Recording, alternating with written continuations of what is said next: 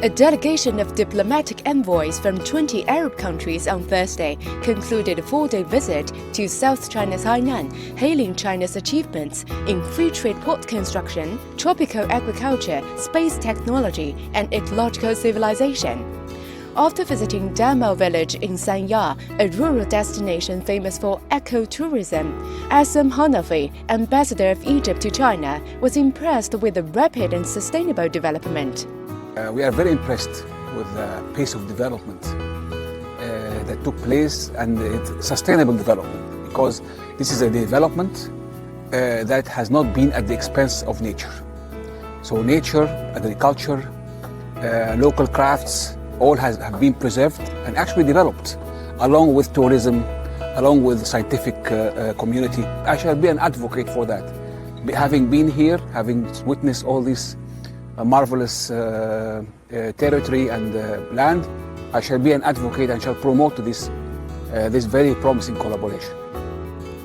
Lebanese ambassador to China, Amelia Jabo, was particularly struck by the harmony between development projects and nature in Hainan. What impressed me most is how everything has been developed. We can see that people are working in this land. They know what they want. They have a vision, a clear vision, and they are implementing it slowly, but at the same time, so much in connection with nature, and this is very important. During the visit to a date palm plantation in Wenchang City, the envoys were impressed by the agriculture development, particularly regarding introducing foreign plant species and utilizing advanced Chinese technological know-how. Really very highly impressed by the development we have, particularly in terms of agriculture. And now we are here, you see, lots of plants and agricultural species are brought from abroad, and they are well taken care of. Really very impressed by this kind of development. And now I think the Chinese technical know-how will improve the products of these projects, particularly these date trees.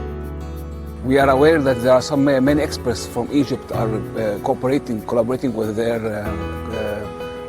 counterparts here in the field of agriculture, in the field of dates plantation.